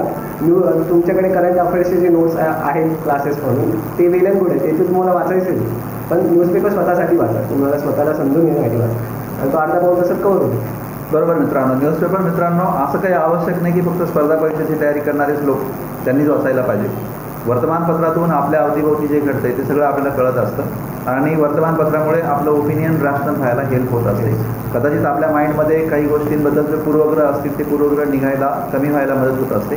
त्याच्यामुळे आपण वर्तमानपत्र आवर्जून वाचली पाहिजेत आणि हा प्रामाणिक हेतू ठेवून जर का वर्तमानपत्र वाचली तर मला असं वाटतं की तुमची मुलाखतीची तयारी आपोआप होते. अगदी मुख्य परीक्षेला तुम्हाला काय लिहायचं आहे ती सुद्धा तयारी तुमची होत असते. बरोबर आहे. आणि काही मासिक वगैरे स्वप्नील जसं की योजना आहे, करू शकता आहे, भारत सरकारची मासिक आहे, त्यांचा कितपत फायदा होतो या परीक्षेला? मी तर सगळे मासिकं पूर्ण पेज टू पेज तरीच वाचले नाही, कारण माझ्याकडे एवढा टाईम पण नव्हता. पण एक सिलेक्टिव्ह रिडिंग तुम्ही करू शकता. त्याआधी तुम्ही वेगवेगळ्या क्लासेसच्या वेबसाईट आहे, ते मेन जे आर्टिकल असतात ते कधी कधी अपलोड करत असतात, तर ते तुम्ही चेक करू शकता. कारण तुम्ही जर पूर्णच वाचायला घेतली तर तुम्हाला वेगळं. हां, रेग्युलर स्टुडंट जे आहेत ते पुढच्या वेळी करत आहेत ते नक्कीच त्याला जास्त प्रिफर करू शकतील. पण मी लिमिटेड एडिशन वाचलेले काही आर्टिकल जे मला इम्पॉर्टंट वाटले. त्याच्यानंतर काही रिपोर्ट्स असतात, जसं ARCचा रिपोर्ट आहे, इकॉनॉमिक सर्वे आहे, तर त्याचे समरी तुम्हाला वाचणं खूप गरजेचं आहे असं मला वाटतं. आणि विद्यार्थी मित्रांनो, छंद जे आहे छंदाबद्दलही आपल्याला बऱ्याच वेळा प्रश्न विचारले जातात. स्वप्नीलचा छंद जो आहे तो वाचन करणे आहे, त्याचबरोबर नवनवीन गॅजेट जे आहेत त्यांच्याबद्दलची माहिती जाणून घेण्याचा आहे. तर माझा स्वप्नीलला हा प्रश्न आहे की अभ्यास UPSCचा असो किंवा MPSCचा असो, हा अभ्यास करणं इटसेल्फ एक मला असं वाटतं की खूप मोठं मॅनेजमेंट करणं असतं आणि खूप मोठा सायकोलॉजिकल स्ट्रेस जो आहे तो मित्रांनो आपल्याला येत असतो. तर आपल्या छंदाचा ह्या अभ्यासाच्या तयारीमध्ये काही उपयोग होतो का की ज्याच्यामुळे आपला सायकोलॉजिकल स्ट्रेस जो आहे तो कुठेतरी रिलीव्ह करायला मदत होत असेल? हो, नक्कीच होतो. आणि मी सगळ्यांना सजेस्ट केलं की तुम्ही छंद सोडू नका जरी प्रिपरेशन करताय.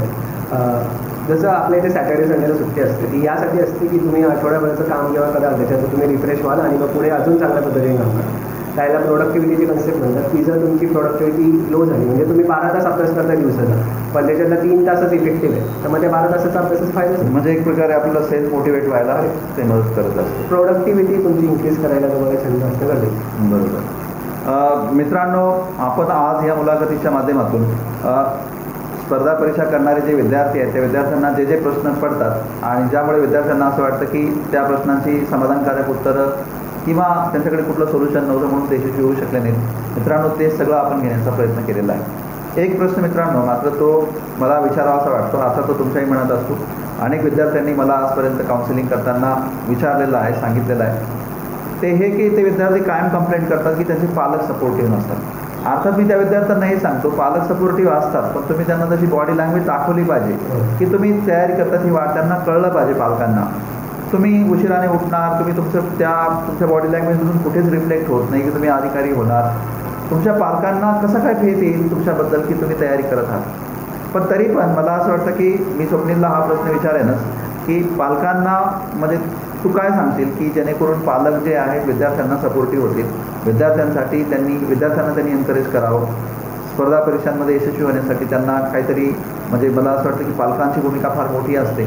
तर पालकांना एक मेसेज जो आहे तुम्हाला असं वाटतं गेला पाहिजे तर स्वप्नीलकडनं तर काय सांगशील? मी सगळ्या पालकांना सांगेन की जर तुमच्या मुलाने किंवा मुलीने ठरवलं असेल की त्यांना स्पर्धा परीक्षा करायचा तर त्यांना सपोर्ट करा त्या ॲटलिस्ट त्या पिरियडसाठी की जो टार्गेटेड पिरियड आहे 2 वर्षाची. कारण मेंटल सपोर्ट खूप जास्त गरजेचं आहे कोणत्याही गोष्टी सक्सेस नाही होणार.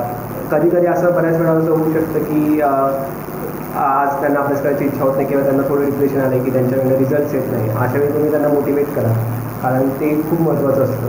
जर पालकांनी आपल्याला मोटिवेट केलं तर ऑब्व्हियसली कॉन्फिडन्स वाढतो आणि ती सक्सेसमध्ये मॅटर करते. बरोबर. खूप छान सांगितलं पालकांसाठी, कारण पालकांची भूमिकासुद्धा अत्यंत महत्त्वाची असते. पण मित्रांनो, मी पुन्हा एकदा सांगतो, पालकांनी तुम्हाला सपोर्ट करावा असं वाटत असेल तर show them that you are very serious. मला असं वाटतं की कोणत्या पालकाला वाटणार नाही की आपलं पोरगं कलेक्टर व्हावं असं, कोणत्या पालकांना वाटेल की आपलं पोरगं IPS होऊ नये असं, सगळ्यांनाच वाटतं. फक्त मात्र तुम्ही त्यांना तसे तुमचे सिम्पटम्स दाखवले पाहिजे. सिम्पटम्सवर दुनिया चालते सगळी. कोरोनासुद्धा सिम्पटमवर चालतं आहे मित्रांनो, आता चेक केलं जातं आहे.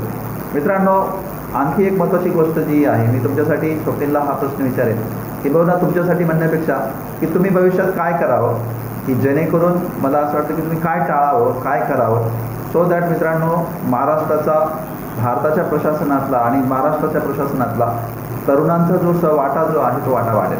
विशेषतः मला आपल्या देशाच्या प्रशासनामध्ये मराठी इन द सेन्स संपूर्ण महाराष्ट्राच्या तरुणांचा सहभाग जो आहे तो गेल्या काही वर्षांपासून आपण वाढवण्याचा प्रयत्न करतोय. मात्र त्यात कमालीची वाढ अशी घडून येत नाही. मला असं वाटतं की स्वप्नीलच्या माध्यमातून मी तुम्हा सगळ्यांना एक संदेश जो आहे तो देऊ इच्छितो, जेणेकरून हा संदेश जो आहे तो कदाचित ह्या मराठी तरुणांचा भारताच्या प्रशासनामधला जो टक्का आहे किंवा शेअर जो आहे तो वाढवण्यासाठी नक्कीच मदत करेल. तर स्वप्नील, आपल्या मराठी तरुणांना काय सल्ला देशील? मला वाटतं सगळ्यात महत्त्वाचं आहे की तुम्ही जे काही करताय ते का करताय ते तुम्हाला माहिती पाहिजे. बरोबर. गांधींच्या भाषेत म्हणायचं तर means and ends are equally important. तुम्हाला माहितीच नसेल तुम्हाला करायचं काय किंवा मग तुम्ही फक्त याच्या त्याच्या बोलण्यावरून की चला यार आपण करून टाकू 1-2 वर्ष, तसं नाही होत. कोणतंही काम करायचं तरी आपण ते काम का करतोय आणि आपल्याला एक्झॅक्टली काय करायचं ते पहिले माहिती पाहिजे आणि त्याच्यानंतर मग तुम्ही ते काम करायला लागतो. आणि दुसरी गोष्ट म्हणजे कोणती गोष्ट टाळू नका. जेव्हा ती करायची तेव्हा ती करायचीच आहे. जेव्हा ती नाही केली तर नंतर रिग्रेट करून फायदा नाही. की बरेच लोक असे म्हणतात याने जेव्हा केलं असतं तुमच्याकडे पण होतं तेव्हा तुम्ही केलं नाही, मग आता तुम्ही रिग्रेट पण नाही करू. तुमच्या मिस्टेकची जिम्मेदारी तुम्हालाच घ्यायची. बरोबर. मित्रांनो, स्वप्नीलने आपल्याला खूप चांगल्या प्रकारे जे आहे ते मार्गदर्शन केलं आहे. फक्त मला एक शेवटचा प्रश्न जो आहे तो त्या टक्क्याच्या संदर्भातच स्वप्नीलकडनं जाणून घ्यायचा आहे किंबहुना स्वप्नीलचं मत त्याच्यावर घ्यायचं आहे. गेल्या काही वर्षांपासून 10वी आणि 12वीच्या विद्यार्थ्यांमध्ये कमालीची जागरूकता आलेली आहे. युनिव्हर्सल फाउंडेशनमध्येच आता गेल्या 3 वर्षांपासून 10वी आणि 12वीचे विद्यार्थी जे आहेत त्या UPSCच्या परीक्षेची तयारी जी आहे ती करत आहेत. त्यांना IAS होण्याचं IPS होण्याचं ड्रीम जे आहे त्यांनी ठेवलेलं आहे आणि ते अगदी प्रामाणिकपणे तयारी पण करत आहेत. मला असं वाटतं की स्वप्नीलकडनं मला हे जाणून घ्यावं असं वाटतं की ह्या विद्यार्थ्यांनी इतक्या अर्ली हे जे ड्रीम ठेवलेलं आहे ते ह्या मध्ये जे प्रयत्न करत आहेत, तर त्या विद्यार्थ्यांच्या बद्दल काय सांगता येईल की ते विद्यार्थी जे आहेत त्यांनी इतक्या अर्ली जे ध्येय ठेवलेलं आहे आणि त्याच्यावर ते प्रयत्न करत आहेत, त्यांनी ते केलं ते योग्य आहे का?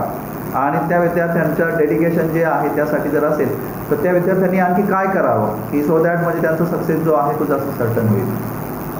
पहिलं तर मी येणार की 10वी 11वी किंवा 12वी जर हे एज खूप किंवा IRS व्हावं, इंडियन फॉरेन सर्व्हिसमध्ये जावं. आणि मित्रांनो, अनेक विद्यार्थी मित्रांचं हे स्वप्न असतं की त्यांनी पहिल्याच प्रयत्नात यशस्वी व्हावं.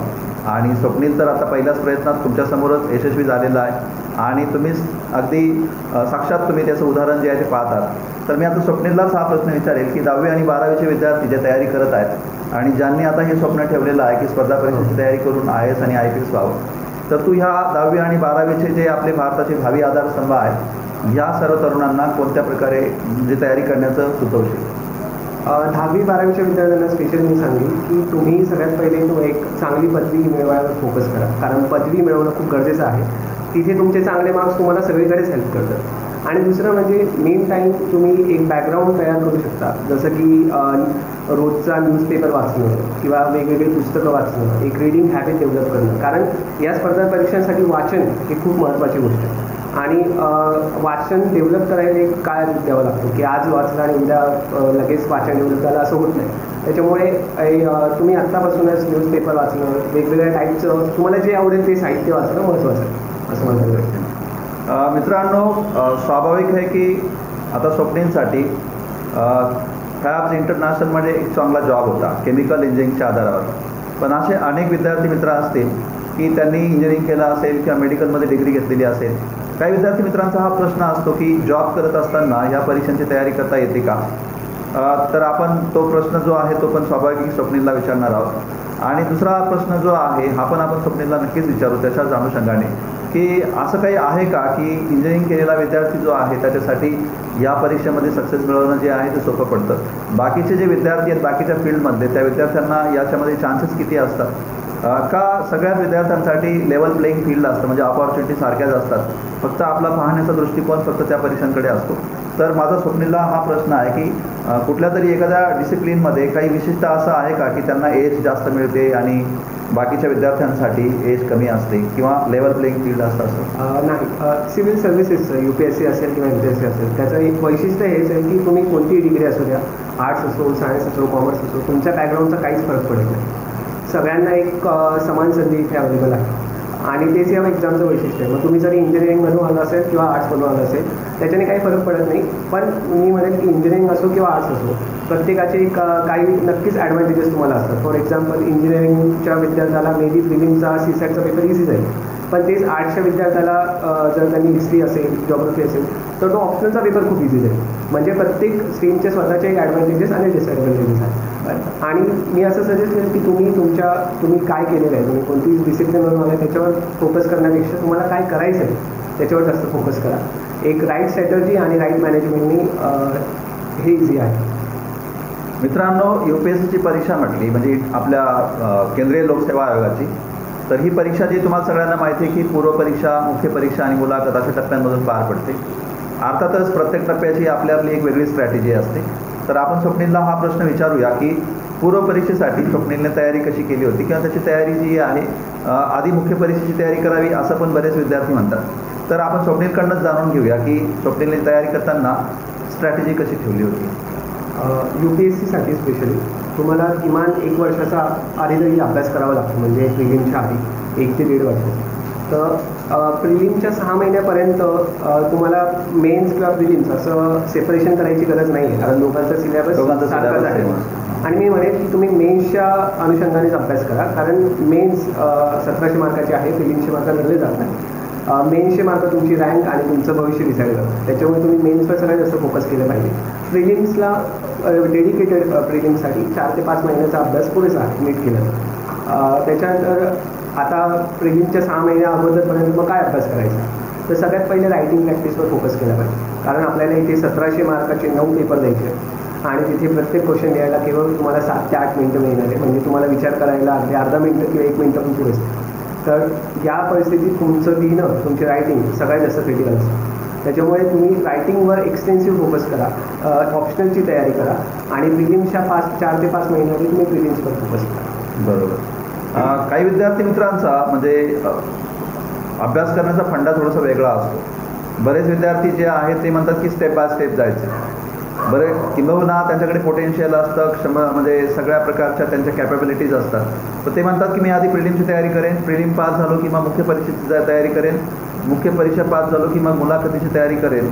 मित्रांनो, ही तयारी जी आहे अशा पद्धतीची मला असं वाटतं की ती धोकेदायक आहे. मला स्वप्नीललाही हे विचारावं असं वाटेल की अशा पद्धतीची तयारी करू नये विद्यार्थ्यांनी.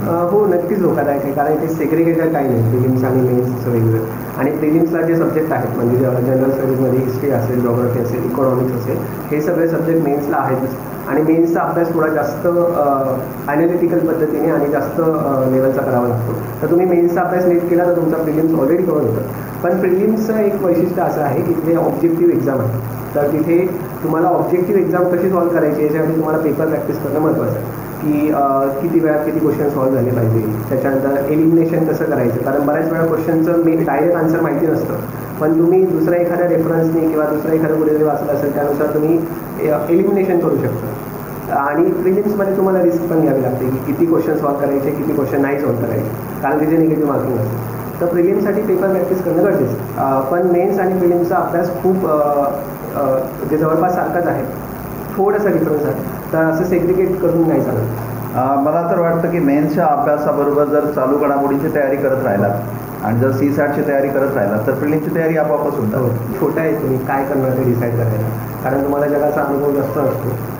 तुम्ही कोणाकडनं तरी ऐकलेलं असतं किंवा तुमच्या नातेवाईकांमध्ये कोणीतरी काहीतरी झालेलं असतं, त्याच्यावर ठरवतं की आपल्याला पुढे काय करायचं. नाही, करतायत मुलं आता. हो, ती चांगली गोष्ट आहे. सर कोणी नीट ठरवून केलं असेल तर माझा अजिबातच विरोध नाही, त्यांचा प्रश्न आहे. पण मी म्हणेन की तुम्हाला, माझं तेच बोलणे की तुम्हाला माहिती पाहिजे की तुम्ही काय करताय.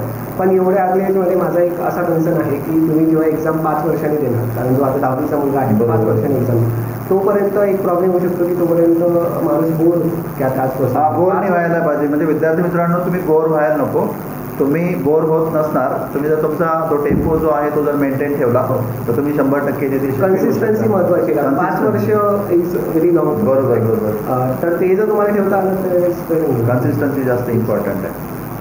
मित्रांनो, स्वप्नीलबरोबर गप्पा करताना आपण त्या सगळ्या गोष्टी ज्या आहेत त्या जाणून घेतल्यात, त्या स्पर्धा परीक्षांच्या यशासाठी, स्पर्धा परीक्षेत यशस्वी होण्यासाठी गरजेच्या असतात.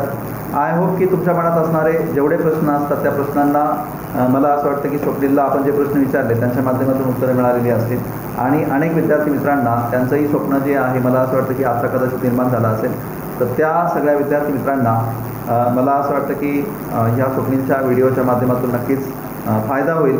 आणि कदाचित ते विद्यार्थी जे आहेत ते सुद्धा आता नव्या जोमाने जे आहे ते तयारीला सुरुवात करतील. स्वप्नीलचा जो प्रवास आहे मित्रांनो, तो प्रवास खरोखर प्रेरणादायी आहे. त्याने नाशिकमधूनच शिक्षण केलं. आय थिंक शिक्षण ते पेठे विद्यालयामध्ये त्यांनी शिक्षण घेतलं. आणि कॉलेज जे आहे ते मी अकरावीमध्ये सायन्स केलं KTHM कॉलेजला. आणि त्याच्यानंतर केमिकल इंजिनिअरिंग केलं VIT पुणेमध्ये त्याने केमिकल इंजिनिअरिंग केलं. आणि मित्रांनो, जेव्हा तो इंजिनिअरिंग करत होता तेव्हाच त्याने एक बिझनेससुद्धा करायचा प्रयत्न केला होता. म्हणजे एंटरप्रायझिंग ॲटिट्यूड जो आहे त्याच्यामध्ये सुरुवातीपासूनच आहे. त्याचा सोशल ॲस्पेक्ट जो आहे तो फार वायडर आहे. सोशल ॲक्टिव्हिटीजमध्ये जो आहे तो पार्टिसिपेट करतो. स्वाभाविक की त्याच्यामध्ये ह्या क्वालिटीज आधीपासूनच आहेत ज्या एका प्रशासकीय अधिकाऱ्याला जे आहेत त्या, किंवा IRS व्हावं, इंडियन फॉरेन सर्व्हिसमध्ये जावं. आणि मित्रांनो, अनेक विद्यार्थी मित्रांचं हे स्वप्न असतं की त्यांनी पहिल्याच प्रयत्नात यशस्वी व्हावं. आणि स्वप्नील तर आता पहिल्याच प्रयत्नात तुमच्यासमोरच यशस्वी झालेला आहे. आणि तुम्हीच अगदी साक्षात तुम्ही त्याचं उदाहरण जे आहे ते पाहतात. तर मी आता स्वप्नीललाच हा प्रश्न विचारेल की 10वी आणि 12वीचे विद्यार्थी जे तयारी करत आहेत आणि ज्यांनी आता हे स्वप्न ठेवलेलं आहे की स्पर्धा परीक्षेची तयारी करून IAS आणि IPS व्हावं, तर तू ह्या 10वी आणि 12वीचे जे आपले भारताचे भावी आधारस्तंभ आहेत, ह्या सर्व तरुणांना कोणत्या प्रकारे म्हणजे तयारी करण्याचं सुचवशील? 10वी 12वीच्या विद्यार्थ्यांना स्पेशली मी सांगेन की तुम्ही सगळ्यात पहिले तो एक चांगली पदवी मिळवायला फोकस करा, कारण पदवी मिळवणं खूप गरजेचं आहे. तिथे तुमचे चांगले मार्क्स तुम्हाला सगळीकडेच हेल्प करतात. आणि दुसरं म्हणजे मेन टाईम तुम्ही एक बॅकग्राऊंड तयार करू शकता, जसं की रोजचा न्यूजपेपर वाचणं किंवा वेगवेगळी पुस्तकं वाचणं, एक रीडिंग हॅबिट डेव्हलप करणं. कारण या स्पर्धा परीक्षांसाठी वाचन ही खूप महत्त्वाची गोष्ट आहे. आणि वाचन डेव्हलप करायला एक काळ द्यावा लागतो की आज वाचलं आणि उद्या लगेच वाचन डेव्हलप झालं असं होत नाही. त्याच्यामुळे तुम्ही आत्तापासूनच न्यूजपेपर वाचणं, वेगवेगळ्या टाईपचं तुम्हाला जे आवडेल ते साहित्य वाचणं महत्त्वाचं आहे असं मला वाटतं. मित्रांनो, स्वाभाविक आहे की आता स्वप्नीलसाठी फॅब्स इंटरनॅशनलमध्ये एक चांगला जॉब होता केमिकल इंजिनिअरिंगच्या आधारावर. पण असे अनेक विद्यार्थी मित्र असतील की त्यांनी इंजिनिअरिंग केलं असेल किंवा मेडिकलमध्ये डिग्री घेतलेली असेल. काही विद्यार्थी मित्रांचा हा प्रश्न असतो की जॉब करत असताना ह्या परीक्षांची तयारी करता येते का. तर आपण तो प्रश्न जो आहे तो पण स्वाभाविक स्वप्नीलला विचारणार आहोत. आणि दुसरा प्रश्न जो आहे हा पण आपण स्वप्नीलला नक्कीच विचारू त्याच्याच अनुषंगाने की असं काही आहे का की इंजिनिअरिंग केलेला विद्यार्थी जो आहे त्याच्यासाठी या परीक्षेमध्ये सक्सेस मिळवणं जे आहे ते सोपं पडतं. बाकीचे जे विद्यार्थी आहेत बाकीच्या फील्डमधले त्या विद्यार्थ्यांना याच्यामध्ये चान्सेस किती असतात, का सगळ्याच विद्यार्थ्यांसाठी लेवल प्लेईंग फील्ड असतं म्हणजे अपॉर्च्युनिटी सारख्याच असतात, फक्त आपला पाहण्याचा दृष्टिकोन फक्त त्या परीक्षांकडे असतो. तर माझा स्वप्नीलला हा प्रश्न आहे की कुठल्या तरी एखाद्या डिसिप्लिनमध्ये काही विशिष्ट असं आहे का की त्यांना एज जास्त मिळते आणि बाकीच्या विद्यार्थ्यांसाठी एज कमी असते किंवा लेवल प्लेईंग फील्ड असतं असं? नाही, सिव्हिल सर्व्हिसेस UPSC असेल किंवा MPSC असेल त्याचं एक वैशिष्ट्य हेच आहे की तुम्ही कोणतीही डिग्री असू द्या, आर्ट्स असो, सायन्स असो, कॉमर्स असो, तुमच्या बॅकग्राऊंडचा काहीच फरक पडत नाही. सगळ्यांना एक समान संधी इथे अवेलेबल आहे आणि तेच या एक्झामचं वैशिष्ट्य आहे. मग तुम्ही जरी इंजिनिअरिंगमधून आलं असेल किंवा आर्ट्समधून आलं असेल त्याच्याने काही फरक पडत नाही. पण मी म्हणेल की इंजिनिअरिंग असो किंवा आर्ट्स असो प्रत्येकाचे एक काही नक्कीच ॲडव्हान्टेजेस तुम्हाला असतात. फॉर एक्झाम्पल इंजिनिअरिंगच्या विद्यार्थ्याला मेबी प्रिलिमचा CSATचा पेपर इझी जाईल, पण तेच आर्ट्सच्या विद्यार्थ्याला जर त्यांनी हिस्ट्री असेल, जॉग्रफी असेल तर तो ऑप्शनलचा पेपर खूप इझी जाईल. म्हणजे प्रत्येक स्ट्रीमचे स्वतःचे एक ॲडव्हान्टेजेस आणि डिसॲडव्हान्टेजेस आहेत. आणि मी असं सजेस्ट करेन की तुम्ही काय केलेलं आहे, तुम्ही कोणती डिसिप्लिनवरून आला त्याच्यावर फोकस करण्यापेक्षा तुम्हाला काय करायचं आहे त्याच्यावर जास्त फोकस करा. एक राईट स्ट्रॅटर्जी आणि राईट मॅनेजमेंटनी हे इझी आहे. मित्रांनो, UPSCची परीक्षा म्हटली म्हणजे आपल्या केंद्रीय लोकसेवा आयोगाची, तर ही परीक्षा जी तुम्हाला सगळ्यांना माहिती आहे की पूर्वपरीक्षा, मुख्य परीक्षा आणि मुलाखत अशा टप्प्यांमधून पार पडते. अर्थातच प्रत्येक टप्प्याची आपली एक वेगळी स्ट्रॅटेजी असते. तर आपण स्वप्नीलला हा प्रश्न विचारूया की पूर्वपरीक्षेसाठी स्वप्नीलने तयारी कशी केली होती किंवा त्याची तयारी जी आहे आधी मुख्य परीक्षेची तयारी करावी असं पण बरेच विद्यार्थी म्हणतात. तर आपण स्वप्नीलकडनंच जाणून घेऊया की स्वप्नीलने तयारी करताना स्ट्रॅटेजी कशी ठेवली होती. UPSCसाठी स्पेशली तुम्हाला किमान 1 वर्षाचा आधीतरी अभ्यास करावा लागतो, म्हणजे प्रिलिमच्या आधी 1 ते 1.5 वर्ष. तर प्रिलिमच्या 6 महिन्यापर्यंत तुम्हाला मेन्स किंवा प्रिलिम्स असं सेपरेशन करायची गरज नाही आहे, कारण दोघांचा सिलेबस सारखाच आहे. आणि मी म्हणेन की तुम्ही मेन्सच्या अनुषंगानेच अभ्यास करा, कारण मेन्स 1700 मार्काचे आहे, प्रिलिम्सचे मार्क धरले जात नाही. मेन्सचे मार्क तुमची रँक आणि तुमचं भविष्य डिसाईड करतात, त्याच्यामुळे तुम्ही मेन्सवर सगळ्यात जास्त फोकस केलं पाहिजे. प्रिलिम्सला डेडिकेटेड प्रिलिम्ससाठी 4 ते 5 महिन्याचा अभ्यास पुरेसा आहे नीट केलं.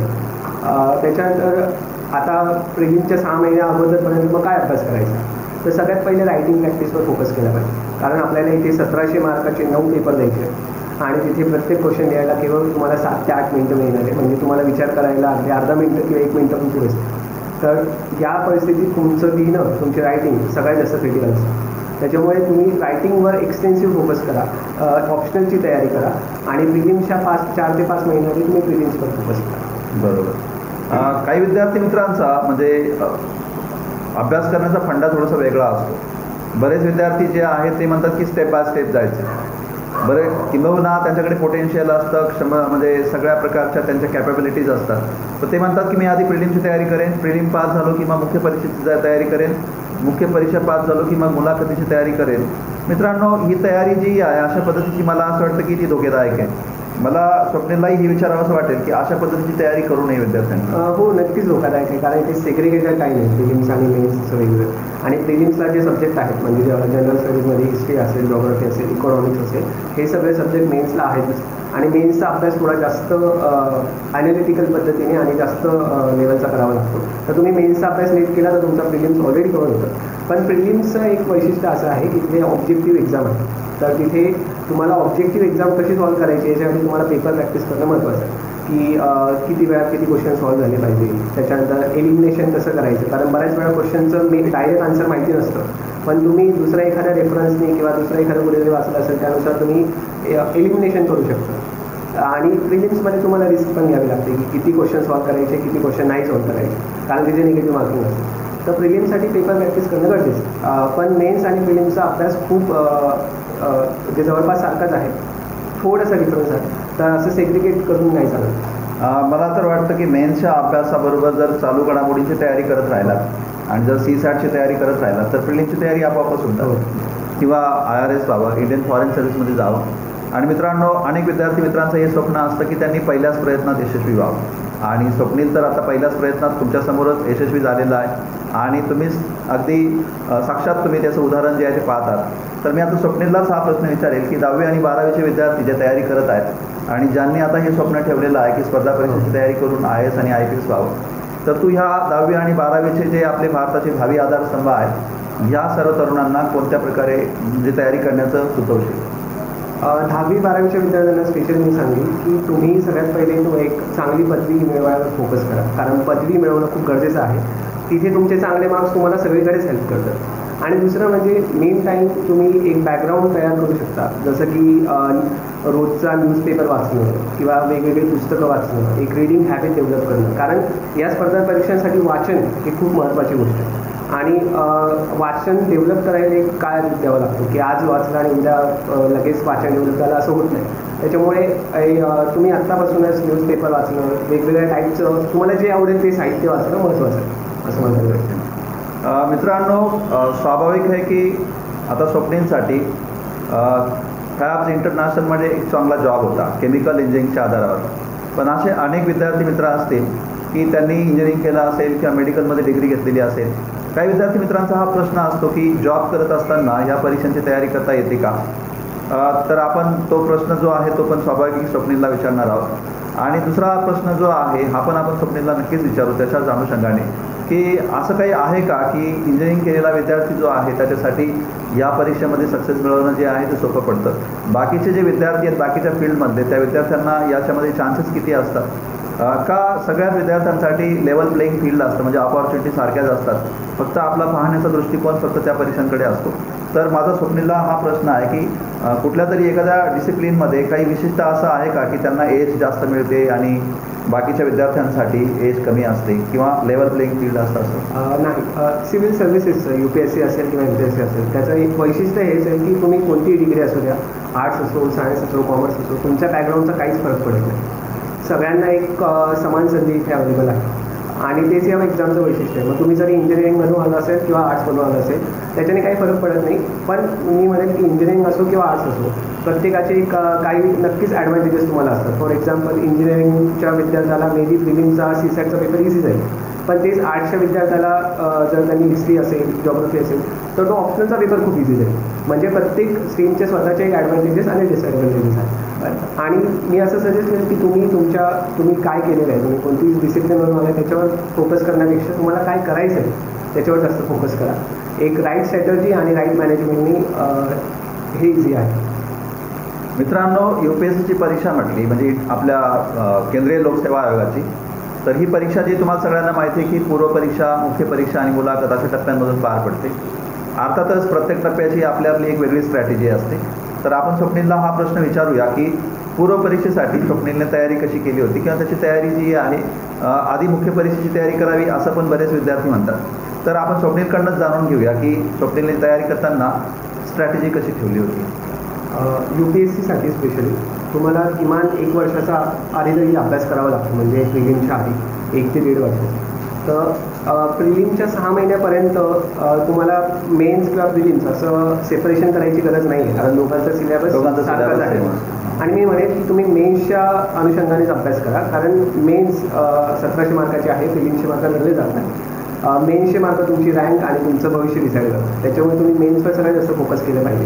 प्रिलिम्सला डेडिकेटेड प्रिलिम्ससाठी 4 ते 5 महिन्याचा अभ्यास पुरेसा आहे नीट केलं. त्याच्यानंतर आता प्रिलिमच्या 6 महिन्या अगोदरपर्यंत मग काय अभ्यास करायचा, तर सगळ्यात पहिले रायटिंग प्रॅक्टिसवर फोकस केला पाहिजे, कारण आपल्याला इथे 1700 मार्काचे 9 पेपर द्यायचे आणि तिथे प्रत्येक क्वेश्चन लिहायला केवळ तुम्हाला 7 ते 8 मिनटं मिळणार आहे, म्हणजे तुम्हाला विचार करायला अर्धा मिनटं किंवा 1 मिनटं पण पुरेस. तर या परिस्थितीत तुमचं लिहिणं, तुमची रायटिंग सगळ्यात जास्त क्रिटिकल असतं. त्याच्यामुळे तुम्ही रायटिंगवर एक्सटेन्सिव्ह फोकस करा, ऑप्शनलची तयारी करा आणि प्रिलिम्सच्या 4 ते 5 महिन्यामध्ये तुम्ही प्रिलिम्सवर फोकस करा. बरोबर.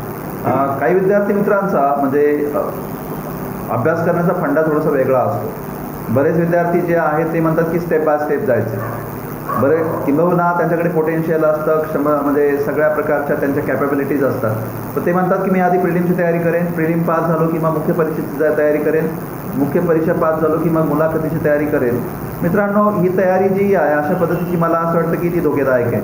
मला स्वप्नीललाही हे विचारावं असं वाटेल की अशा पद्धतीची तयारी करू नये विद्यार्थ्यांनी. हो, नक्कीच धोकादायक आहे, कारण ते सेग्रिगेटेड काही नाही, प्रिलिम्स आणि मेन्सचं वेगळं. आणि प्रिलिम्सला जे सब्जेक्ट आहेत म्हणजे जनरल स्टडीजमध्ये हिस्ट्री असेल, जॉग्राफी असेल, इकॉनॉमिक्स असेल, हे सगळे सब्जेक्ट मेन्सला आहेतच. आणि मेन्सचा अभ्यास थोडा जास्त ॲनालिटिकल पद्धतीने आणि जास्त लेवलचा करावा लागतो. तर तुम्ही मेन्सचा अभ्यास नीट केला तर तुमचा प्रिलिम्स ऑलरेडी कव्हर होतं.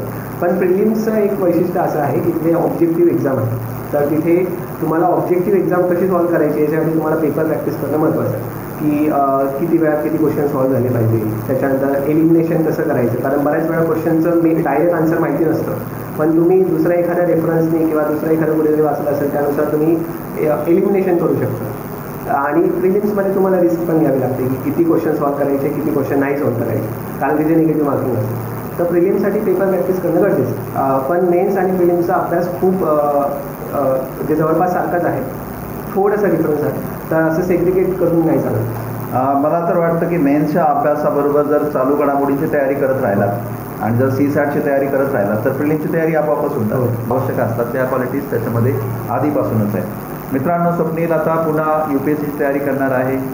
तो आता म्हणजे एक्सटेन्शन घेणार आहे आणि इंडियन फॉरेन सर्व्हिसमध्ये जाण्याचं त्याचं स्वप्न आहे. भारतासाठी डिप्लोमॅट बनायचं आहे. भारताला इंटरनॅशनल लेवलवर म्हणजे एका मोठ्या प्लॅटफॉर्मवर आणायची त्याची इच्छा आहे. तर त्याच्यासाठी तो कार्य करणार आहे.